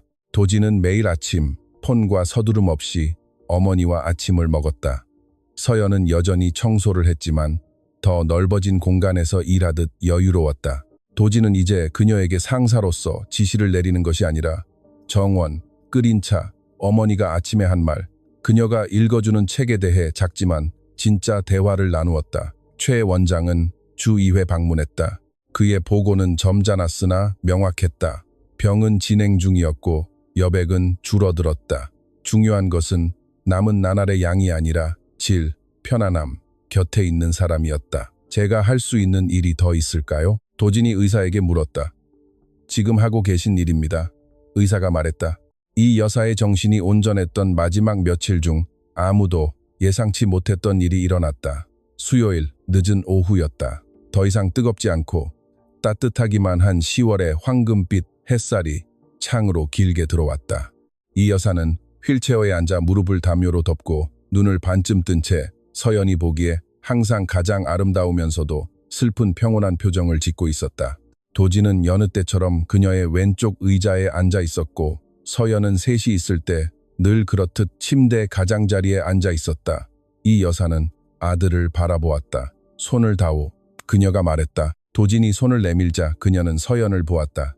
다른 쪽 손도 다오. 서연이 침대 가장자리에서 일어나 반대편으로 와서 이 여사의 왼손을 두 손으로 잡았다. 그리고 이 여사는 아무도 예상치 못한 행동을 했다. 천천히 도진과 서연의 손을 들어 올렸다. 그리고 두 손을 모아 그녀의 손 안에 감싸 쥐었다. 아들의 손과 그 젊은 여자의 손, 여전히 따뜻하지만 작고 늙은 그녀의 두 손 안에서 그녀는 아무 말도 하지 않았다. 무슨 말을 할 필요도 없었다. 도진은 서연을 보지 않았고 서연도 도진을 보지 않았다. 두 사람은 변하지 않는 평화로운 표정으로 그들을 바라보며 그렇게 가늘고 지친 손가락에서는 불가능할 것 같은 섬세함과 단단함으로 그들의 맞잡은 손을 안고 있는 중앙의 여인을 바라보았다. 햇살은 계속 들어왔고 침묵은 지속되었다. 꼭 필요한 만큼. 어젯밤 이 여사가 잠들고 도진이 복도로 나갔을 때 서연이 복도 불을 끄기 위해 따라 나왔고 두 사람은 아무도 떠날 기색 없이 복도에 서 있었다. 도진이 어머니 방에 닫힌 문을 보았다. 당신이 무슨 일을 하고 있는지 알겠죠? 그가 아주 낮은 목소리로 말했다. 질문이 아니었다. 네, 서연이 말했다. 두렵소? 아니요. 서연이 말했다. 평화로워요. 그건 다른 거예요. 도진이 옆으로 그녀를 보았다. 그녀도 문을 보고 있었다. 회장님은 두려우신가요? 도진은 평소보다 더 천천히 대답했다. 슬프오. 그가 마침내 말했다. 두려움과는 다르지만 그렇다고 쉬운 것도 아니군. 서연이 고개를 끄덕였다. 그들은 잠시 더 복도에 나란히 서서 같은 문을 바라보며 누가 더 큰 슬픔을 가졌는지 비교할 필요 없이 각자의 무게를 짊어졌다. 그 침묵과 복도 안에서 척도는 더 이상 중요하지 않았다. 서연 씨, 도진이 움직이지 않은 채 불렀다. 네, 여기 있어줘서 고맙소. 예전의 감사와는 달랐다. 빚이나 서비스를 인정하는 감사가 아니었다. 성인이 된 강도진이 내뱉은 가장 벌거벗고 진실한 감사였다. 곁에 있는 사람이 없었다면 영원히 잃어버렸을 본질을 깨달은 사람의 감사. 서연은 그를 보고 이번에는 그저 고개를 끄덕이는 것에 그치지 않았다. 저도요. 그녀가 아주 조용히 말했다. 제가 곁에 있게 해주셔서 감사합니다. 복도는 침묵 속에 머물렀다. 밖의 정원은 어둡고 차가웠지만 안쪽 그 문 뒤에서 이 여사는 서연이 몇 달에 걸쳐 알아보게 된 미소. 해야 할 일을 다 끝마치고 아무것도 놓치지 않은 채 갈 때가 되어 떠나는 자의 평화로운 미소를 띤 채 잠들어 있었다. 이진숙 여사는 목요일 새벽 해가 뜨기 직전에 몇 분 동안만 머무는 짙은 푸른색과 주황색 사이에 하늘빛이 세상을 물들일 때 세상을 떠났다. 오른손은 아들의 손가락 사이에, 왼손은 서연의 손가락 사이에 쥔 채로 그녀는 너무 부드럽고 수월하게 숨을 멈춰서 두 사람은 즉시 눈치채지 못했다. 방 안 공기가 말로 설명할 수 없지만 마음보다 몸이 먼저 아는 방식으로 비워지는 침묵이 그것을 말해주었다. 도진이 먼저 느꼈다. 그는 완전히 멈춰서서 몇 초 동안 어머니의 손을 놓지도 누굴 부르지도 아무 말도 하지 않았다. 평생 본 것 중 가장 평온하고 만족스러운 표정을 한 어머니의 얼굴을 응시하며 가만히 있었다. 서연도 그것을 느끼고 움직이지 않았다. 두 사람은 이미 떠나고 없지만 여전히 두 사람을 잇는 보이지 않는 중심점인 여인의 손을 잡고 휠체어 양옆에 앉아 한동안 머물렀다. 이 여사가 항상 가장 좋아한다고 말했던 부드럽고 금빛이 도는 오렌지색 여명이 창으로 들어왔을 때 도진은 고개를 들어 서연을 보았다. 그녀도 그를 보고 있었다. 아무 말도 하지 않았지만 그들이 함께 통과해온 아직 크기를 가늠할 수 없을 만큼 그들을 변화시킨 시간, 가장 솔직한 순간들을 공유했던 두 사람 사이의 침묵은 많은 대화보다 더 완전한 인정이었다. 도진은 세상에서 가장 소중한 것을 내려놓듯 어머니의 손을 조심스럽게 놓았다. 그는 창가로가 정원을 내다보았다. 이른 아침의 정막 속에 첫 바람에 가볍게 흔들리는 보랏빛 등나무가 있었다. 고마워요, 어머니. 그가 너무 작아서 거의 들리지 않는 목소리로 말했다. 하지만 방 반대편의 서연은 그것을 들었다. 장례식은 이 여사가 원했던 대로 소박했다. 적은 조문객, 하얀 국화꽃, 긴 추도사도 없었다. 이 여사가 젊을 적 성당에 다닐 때부터 인연이 있었던 최 신부가 부산에서 연락도 없이 올라왔다. 이런 순간에는 말이 필요 없고 함께 있어주는 것만으로 충분하다는 것을 아는 옛 지인들이 묵묵히 찾아왔다. 서연은 그 자리에 있었다. 누가 시켜서가 아니라 이틀 전 도진이 최근 몇 주 동안 쓰게 된 가식 없이 직설적인 목소리로 서연 씨가 원한다면 그 자리에 있어 주었으면 좋겠소 라고 했고 서연이 그러겠다고 했기 때문이다. 그녀는 검은 옷을 입고 머리를 푼 채 장례식 내내 도진의 곁에 서 있었다. 꼭 필요한 공간 이상을 차지하지 않되 스스로를 낮추지도 않는 모습으로 최 신부가 기도를 마치고 사람들이 조의를 표하며 흩어질 때 도진은 잠시 무덤가에 혼자 남았다. 서연도 그와 함께 남았다. 아무 말 없이 그저 있어 주었다. 그것이 도진이 이 몇 주 동안 배운 한 사람이 다른 사람에게 해줄 수 있는 가장 어렵고도 중요한 일이었다. 장례식이 끝나고 3주 뒤 변호사가 저택에 도착했다. 회색 정장에 가죽 서류 가방을 든 60대 남성은 많은 유언장을 읽어본 사람, 특유의 신중한 효율성으로 거실에 자리 잡았다. 중요한 것은 자신의 존재가 아니라 문서의 내용임을 아는 사람이었다.